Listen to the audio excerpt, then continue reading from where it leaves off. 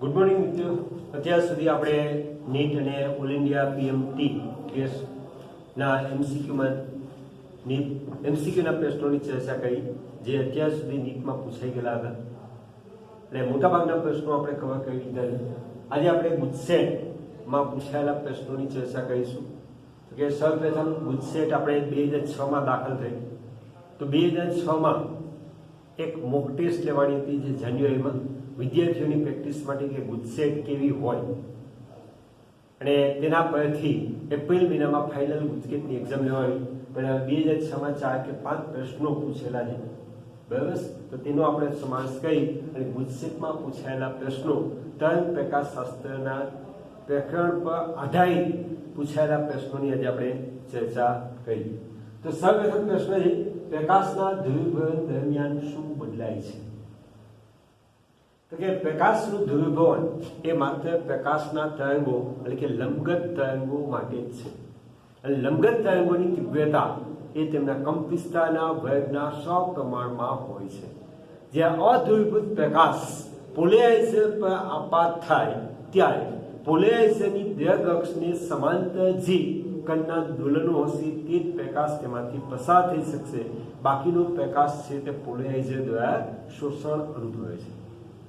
પરિણામે જે ધ્રુવીભૂત પ્રકાશ મળે છે તેની તીવ્રતા ઘટે છે, કારણ કે બીજી દિશામાં દ્રગ અક્ષને સમાંતર ન હોય તે બીજી દિશામાં દોલન કરતા તરંગો તેમાં શોષણ પામે છે. પરિણામે તેનો કંપવિસ્તાર શોષણ પામે છે. પરિણામે કંપવિસ્તાર ઘટે છે. આથી ધ્રુવીભવન દરમિયાન માત્ર પ્રકાશની તીવ્રતા બદલાય છે. એટલે આના જવાબમાં આપણે આ રીતે લખી શકીએ કે પ્રકાશની તીવ્રતા I ચલે છે s કરી. ધ્રુવીભવન દરમિયાન કંપવિસ્તાર ઘટે છે.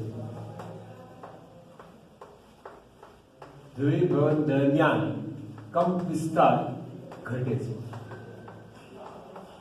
આથી પ્રકાશની તીવ્રતા બદલાય છે. આથી પ્રકાશની તીવ્રતા ઘટે છે. બરાબર.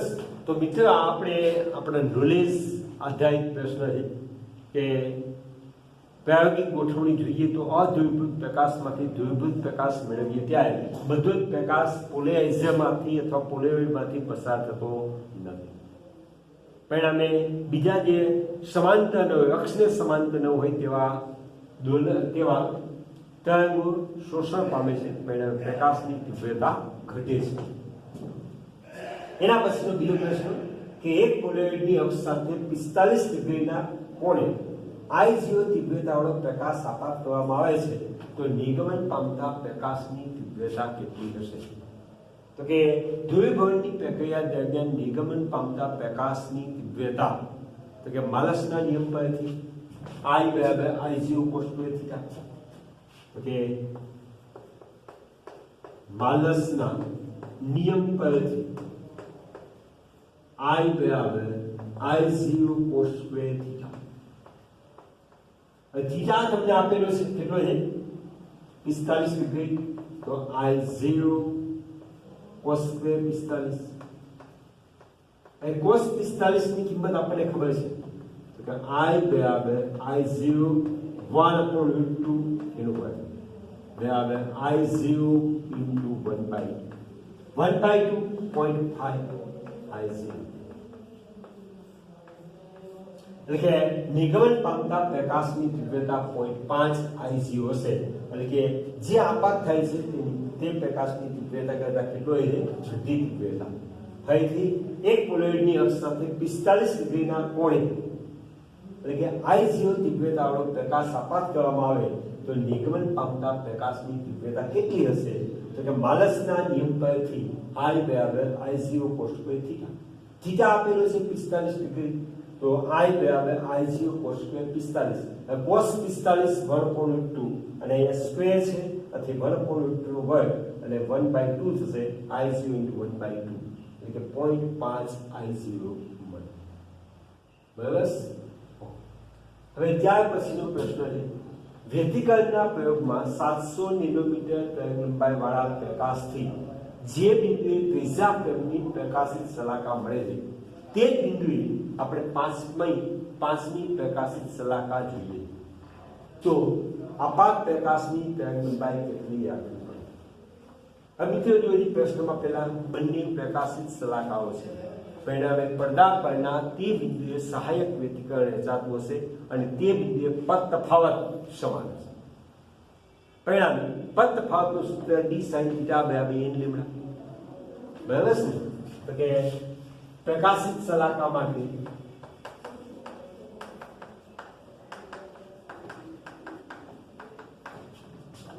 d sin θ બરાબર n લેમ્ડા. પ્રયોગની ગોઠવણ કોઈ બદલતા નથી અને જે સ્લિટ છે તે છે થીટા તેનું તે છે. પરિણામે n લેમ્ડા અચળ બનશે. આથી આપણે આમ લખી શકાય n1 લેમ્ડા 1 બરાબર n2 લેમ્ડા 2. હવે n1 બરાબર ત્રીજા ક્રમની પ્રકાશિત મળે છે લેમ્ડા 1 700 નેનોમીટર છે. હવે આપણે n2 પાંચમા ક્રમની પ્રકાશિત શલાકા જોઈએ તો લેમ્ડા 2 કેટલો જોઈએ? તો આમાં લેમ્ડા 2 ની કરતા બનાવો n1 લેમ્ડા 1 upon n2 એટલે 3 ગુણ્યા 700 છેદમાં 5 14 50 70 એટલે 140 ગુણ્યા 3 એટલે 420 નેનોમીટર તરંગલંબાઈ વાળો પ્રકાશ જોઈએ. ફરીથી મિત્રો પ્રશ્નમાં આપેલું છે કે 700 નેનોમીટર તરંગલંબાઈ વાળો પ્રકાશ હોય ત્યારે જે બિંદુએ ત્રીજા ક્રમની પ્રકાશિત શલાકા મળે તે જ બિંદુએ હવે ત્રીજાને બદલે આપણે પાંચમા ક્રમની પ્રકાશિત શલાકા જોઈએ તો પ્રયોગની ગોઠવણમાં કોઈ ફેરફાર કર્યા વગર આપાત પ્રકાશની તરંગલંબાઈ કેટલી હોવી? હવે બિંદુ તેનું તે જ છે, પરિણામે કોણીય કોણ થીટા બદલાતો નથી. તો કે પ્રકાશિત શલાકા માટે d sin θ બરાબર n લેમ્ડા અચળ મળે. આથી n1 લેમ્ડા 1 બરાબર n2 લેમ્ડા 2 લેમ્ડા 2 ને કરતા બનાવો n1 લેમ્ડા 1 upon n2. હવે જોજો મિત્રો અહીંયા લેમ્ડા 1 700 નેનોમીટર n1 ત્રીજી પ્રકાશિત અને n2 આપણે આપેલું છે પાંચમી પ્રકાશિત તો લેમ્ડા 2 શોધવાનું. તો લેમ્ડા 2 બરાબર n1 લેમ્ડા 1 upon n2 પરથી 420 નેનોમીટર તરંગલંબાઈ મળે. બરાબર. હવે ત્યારબાદ 2007માં પૂછાયેલો પ્રશ્ન પ્રકાશના ધ્રુવીકરણ વડે સાબિત થાય છે કે પ્રકાશ ખાલી જગ્યાનો બનેલો છે. તો કે ધ્રુવીકરણની ક્રિયા છે તે માત્ર અધ્રુવીભૂત પ્રકાશમાંથી ધ્રુવીભૂત પ્રકાશ મેળવવા માટે છે. પરિણામે આ ધ્રુવીભવનની ઘટના છે તે માત્ર પ્રકાશના તરંગો માટે વાપરી શકાય અને પ્રકાશના તરંગો કેવા છે? લંબગત તરંગો છે. આમ પ્રકાશના ધ્રુવીકરણ વડે સાબિત થાય છે કે પ્રકાશ ધ્રુવીભૂત અથવા લંબગત તરંગોનો બનેલો છે. કારણ કે પ્રકાશના તરંગો છે તે હકીકતમાં વિદ્યુત ચુંબકીય તરંગો છે અને વિદ્યુત ચુંબકીય તરંગોના પ્રકરણમાં તમે ભણશો કે વિદ્યુત ચુંબકીય તરંગો એટલે કે પ્રકાશના તરંગો એ વિદ્યુત ચુંબકીય તરંગો છે જેનો વેગ શૂન્યાવકાશમાં પ્રકાશના વેગ જેટલો છે અને આ વિદ્યુત ચુંબકીય તરંગો એ વિદ્યુત ક્ષેત્રના સદિશ અને ચુંબકીય ક્ષેત્રના સદિશના દોલનો બંનેના સમન્વયથી બને છે. એટલે કે વિદ્યુત ક્ષેત્રના સદિશો અને ચુંબકીય ક્ષેત્રના સદિશો પરસ્પર લંબ એવા સમતલમાં તરંગ પ્રસરણની દિશાને લંબ રૂપે સતત દોલન કરતા હોય છે. પરિણામે તેઓ લંબગત તરંગો છે. આમ પ્રકાશના તરંગો એ લંબગત તરંગોનો બનેલો છે તેમ ધ્રુવીભવનની ઘટના પરથી સાબિત થાય છે. હવે પ્રકાશીય ઉપકરણની ભેદન મર્યાદા ખાલી જગ્યાને લીધે ઉદ્ભવે. તો આ પરથી આધારિત પ્રશ્ન કઈ રીતે? તો કે પ્રકાશના ઉપકરણની ઘટના માટે આપણે હેલેનું પ્રમાણ જોયું કે કોઈ પણ પ્રકાશીય ઉપકરણ એટલે કે ટેલિસ્કોપ વડે અતિ દૂર રહેલી બે મોટી વસ્તુના પ્રતિબિંબ કેટલા પ્રમાણમાં સ્પષ્ટ જોઈ શકાય. તો તેના માટે અહીંયા આપણે વ્યતિકરણની ઘટના કે ધ્રુવીભવનની ઘટના કે પરાવર્તનની ઘટના ઉપયોગી નથી. પ્રકાશીય ઉપકરણની ઘટનામાં વિવર્તન થાય છે એટલે કે વિવર્તનની ઘટનાને લીધે પ્રકાશીય ઉપકરણની વિભેદન મર્યાદા કોને લીધે? વિભેદનની ઘટનાને લીધે. અને એના માટે રેલેનું પ્રમાણ છે તો કે કેટલા અંતર સુધી અથવા ક્યાંય દૂર રહેલી એ વસ્તુના પ્રતિબિંબ સ્પષ્ટ અને એકબીજાથી અલગ જોઈ શકાય. તો કે એમાં વિવર્તનના લીધે વિભેદન મર્યાદા ઉદ્ભવે. હવે એના પછી 2008માં પૂછાયેલો પ્રશ્ન, પાણીમાં ગતિ કરતું પ્રકાશનું કિરણ પાણીમાં રહેલ કાચની પ્લેટ પર આપાત થાય છે. જે આપાત કોણ 51 ડિગ્રીનો બને ત્યારે પરાવર્તિત કિરણ સંપૂર્ણ તલ ધ્રુવીકૃત બને છે. તો ગ્લાસનો વક્રી ભૂલન કેટલું? તો મિત્રો આપણે પરાવર્તનનો નિયમ છે આપણી પાસે ધ્રુવીકરણનો નિયમ, તો કે tan θ p બરાબર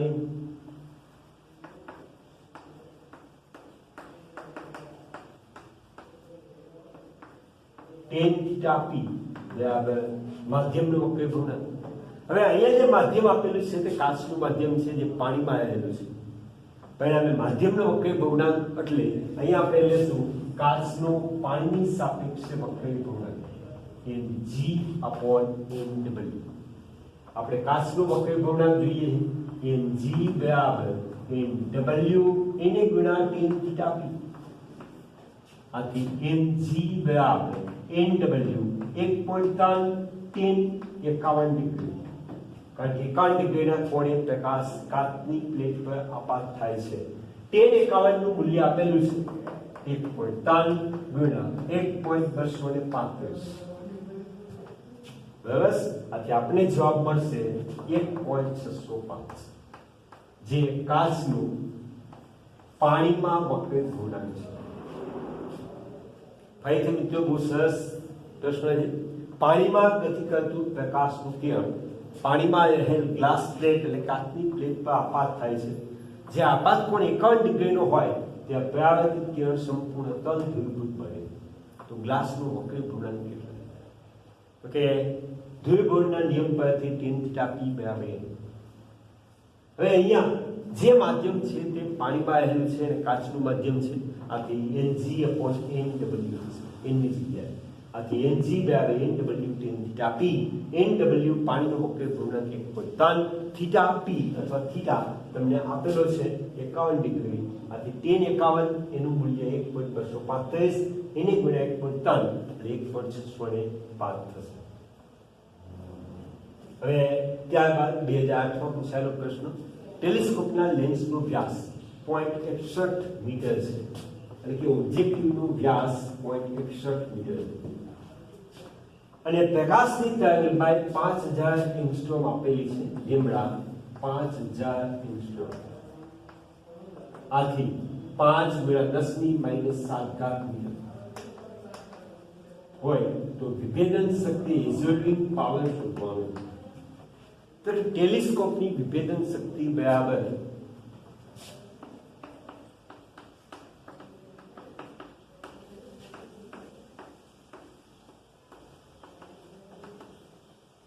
કેપિટલ ડી એના છેદમાં 1.22 લેવું. કેપિટલ ડી એના છેદમાં 1.22 લેવું. કેપિટલ ડી આપેલું છે 0.61 એને ભાગ્યા 1.22 ગુણ્યા 5 ગુણ્યા 10⁻⁷. એટલે આપણે મળશે 10⁶ રિઝોલ્વિંગ પાવર અથવા વિભેદન શક્તિ. ફરીથી મિત્રો ટેલિસ્કોપની વિભેદન શક્તિનું સૂત્ર તો કે D/1.22 લેમ્બડા. હવે ડી છે તે ટેલિસ્કોપના ઓબ્જેક્ટિવનો વ્યાસ જેને આપેલો છે 0.61 મીટર અને જે પ્રકાશ વપરાય છે તેની તરંગલંબાઈ 5000 એંગસ્ટ્રોમ આપેલી છે. તો ડી અને લેમ્બડાની કિંમત મૂકતા આપણે ટેલિસ્કોપની વિભેદન શક્તિ શોધી શકીએ.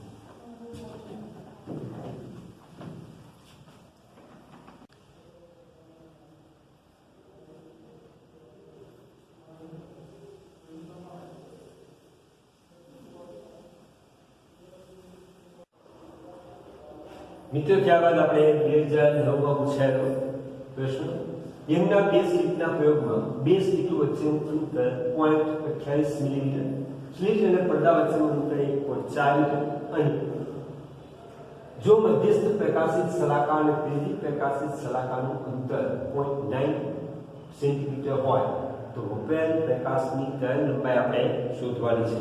તો મિત્રો આપણે શોધી પહેલા 2 સ્લિટ વચ્ચેનું અંતર સ્મોલ d આપેલું છે 0.28 મિલીમીટર.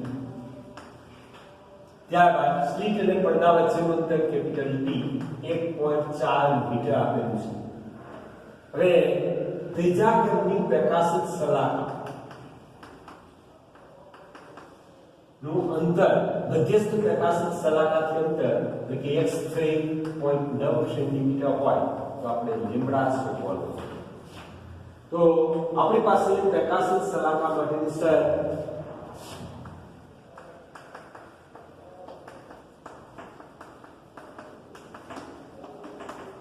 તો કે d sin theta n ક્રમના પ્રકાશિત માટે તો કે આપણી પાસે છે n લેમ્બડા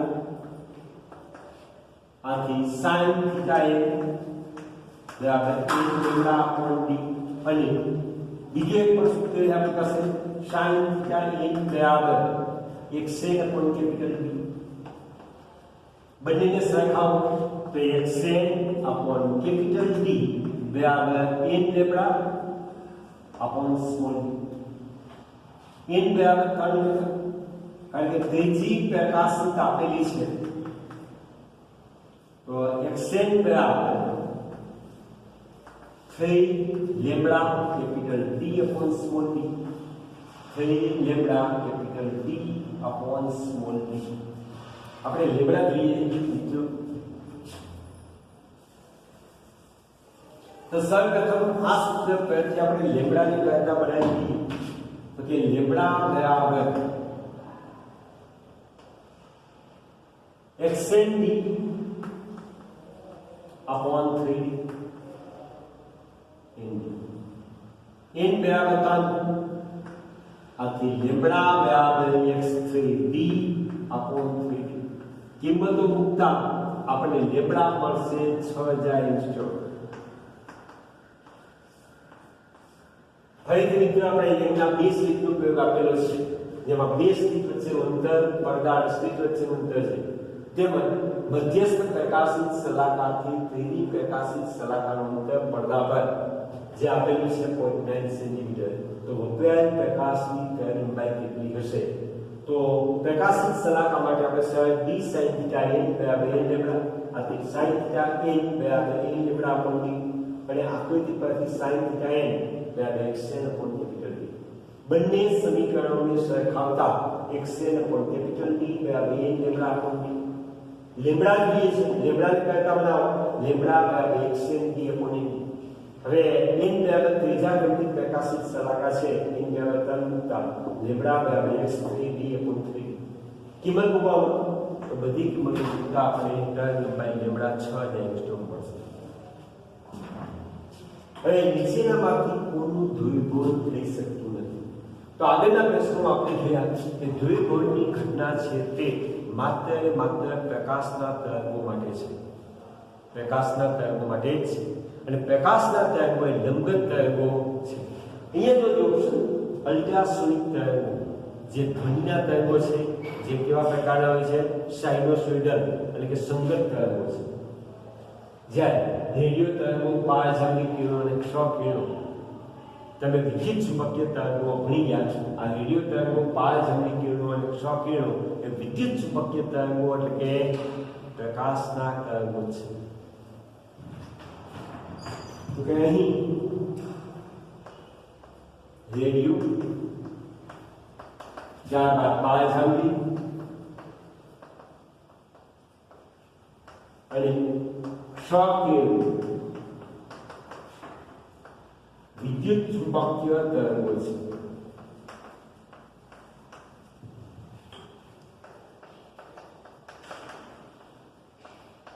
જે લંબગત છે. જ્યારે અલ્ટ્રાસોનિક તરંગો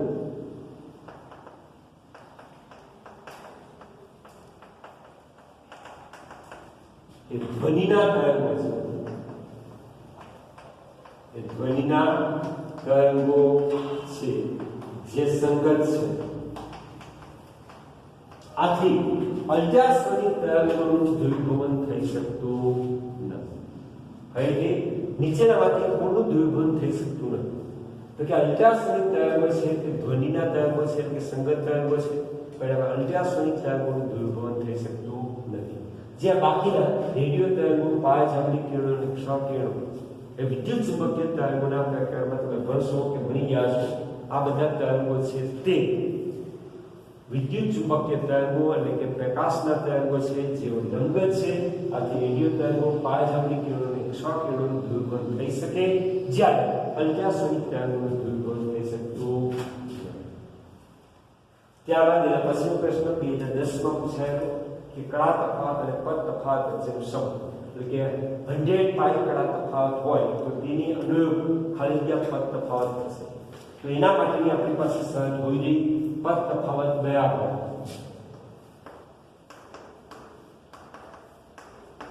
લેમ્બડા અપોન 2 પાઈ યુનિટ ગુણ્યા કળા તફાવત, યુનિટ ગુણ્યા કળા તફાવત.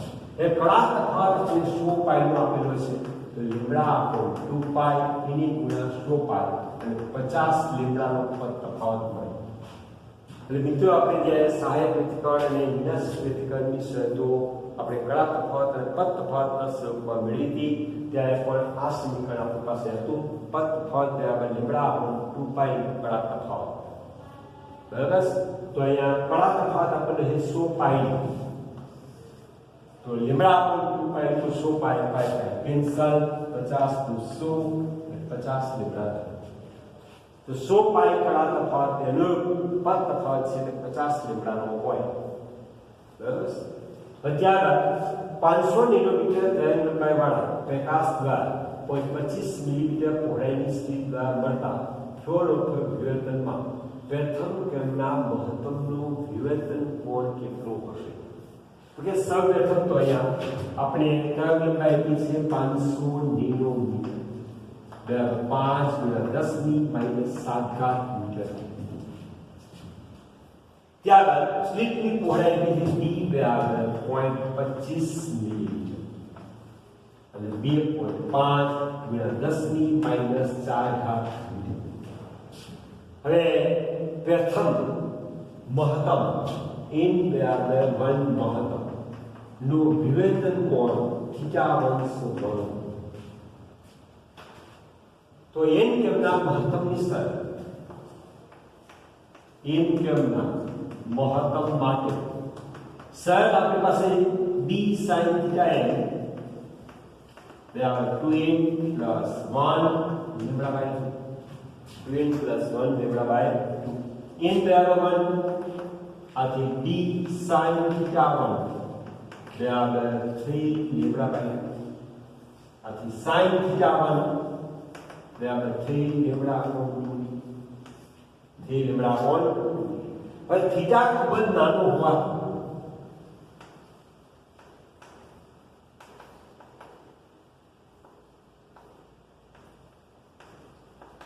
sin θ1 ની જગ્યાએ માત્ર θ1 લખી શકાય. θ1 બરાબર 2 લેમ્બડા અપોન 3 લેમ્બડા અપોન 2 ની કિંમત બહુ 3 લેમ્બડા 5 × 10⁻⁷ છેદમાં 2 ગુણ્યા 2.5 એની ગુણ્યા 10⁻⁴ બરાબર 3 ગુણ્યા 10⁻³ રેડિયન થાય.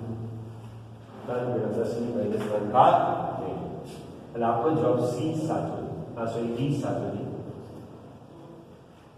ફરીથી મિત્રો તો કે આપણે તરંગલંબાઈ આપેલી છે અને સ્લિટની પહોળાઈ આપેલી છે.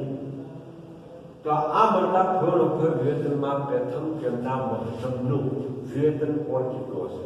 તો n ક્રમના મહત્તમ માટે d sin θn બરાબર 2n + 1 લેમ્બડા બાય 2 n બરાબર 1 મૂકતા d sin θ1 બરાબર 3 લેમ્બડા બાય 2 આથી sin θ1 બરાબર 3 લેમ્બડા અપોન 2. અને થીટા ખૂબ જ નાનો છે આથી sin θ બરાબર θ1 લઈ શકાય. તો θ1 બરાબર 3 લેમ્બડા અપોન 2 ની કિંમત મૂકતા પ્રથમ મહત્તમ નો વિવર્તન કોણ 3 × 10⁻³ રેડિયન. ત્યારબાદ વ્યતિકરણના નિયમના બે સ્લિટના પ્રયોગની ગોઠવણીની હવામાંથી પાણીમાં લઈ જતા શલાકાઓની પહોળાઈ. તો મિત્રો આ ટાઈપનો આપણે ગઈકાલે પ્રશ્નની ચર્ચા કરી હતી કે એક પ્રકાશનું કિરણ હવામાંથી પાણીમાં જાય છે અને પાણીમાં આવેલી સ્થિતિમાં અપાત થાય છે. પરિણામે મળતી વિવેચન ભાગમાં એટલે કે હવામાં જ્યારે પ્રયોગ કરવામાં આવે છે ત્યારે શલાકાઓની પહોળાઈ 0.2 ડિગ્રી હતી. હવે આ જ પ્રયોગને આખું પાણીમાં લઈ જવામાં આવે તો શલાકાઓની પહોળાઈ, ત્યારે મેં તમને યાદ કરાવ્યું કે શલાકાઓની પહોળાઈ ઘટે. તો અહીંયા પણ એવું છે કે પ્રકાશનું કિરણ હવામાંથી એટલે કે પાતળામાંથી પાણી એટલે કે ઘટ માધ્યમમાં જતા તેની તરંગ લંબાઈ ઘટે છે. શલાકાઓની પહોળાઈ તરંગ લંબાઈના સપ્રમાણમાં હોય છે. તરંગ લંબાઈ ઘટતા શલાકાઓની પહોળાઈ પણ ઘટે છે. એટલે કે પ્રકાશનું કિરણ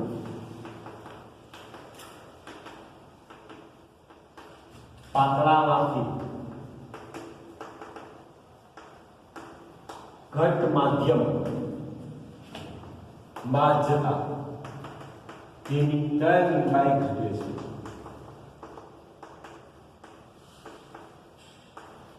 આથી તેમજ શલાકાઓની પહોળાઈ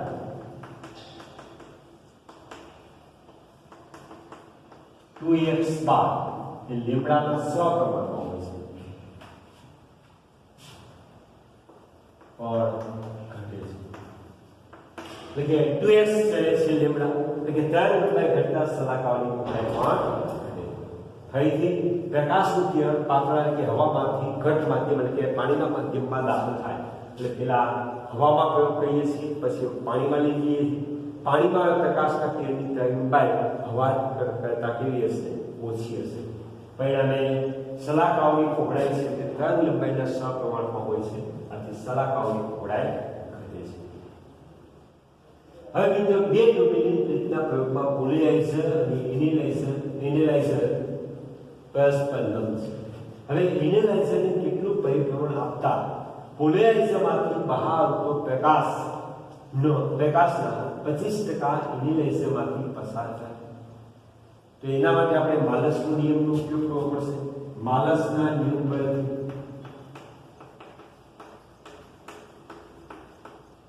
25% પ્રકાશ આપાત કરવાનો છે. તો પેલા માલસનો નિયમ I I0 cos square theta. હવે I 25% જોઈએ છે પ્રારંભિક કરતા 25% I0/4 બરાબર I0 cos square theta. I0 cancel, આથી 1/4 બરાબર cos square theta. આથી 1/2 cos theta, 1/2 બરાબર cos theta.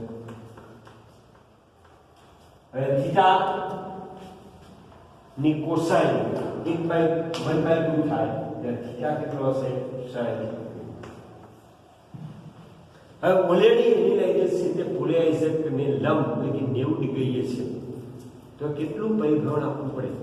કે 90 માંથી 60 ડિગ્રીનું પરિભ્રમણ આપીએ ત્યાં બાકી રહેલો કોણ કેટલો થશે? 30. એટલે કે એનાલાઇઝર નું પરિભ્રમણ બરાબર 90 ઓછા 60 બરાબર 30 ડિગ્રીના કોણે ફેરવવું પડે કે જેથી કરીને પોલરાઇઝરમાંથી આવતો પ્રકાશ છે તેનો ચોથો ભાગ એનાલાઇઝરમાંથી પસાર થાય. એટલે કે માલસના નિયમ પરથી I બરાબર I0 cos square theta. 25% પ્રકાશ એનાલાઇઝરમાંથી પસાર થાય. આથી તીવ્રતા I0/4 I0 કેન્સલ, 1/4 બરાબર cos square theta. બંને વર્ગમૂળ લો તો 1/2 cos theta અને થીટાનું મૂલ્ય 60 ડિગ્રી પડે. એટલે કે જ્યારે એનાલાઇઝર અને પોલરાઇઝર વચ્ચેનો કોણ 60 ડિગ્રી હોય ત્યારે 25% પ્રકાશ પસાર થતો હોય. તો આપણે એનાલાઇઝરને કેટલું પરિભ્રમણ આપ્યું છે? તો એનાલાઇઝરનું પરિભ્રમણ બરાબર 90 ઓછા 60 એટલે કે 30 ડિગ્રીનું પરિભ્રમણ આપવું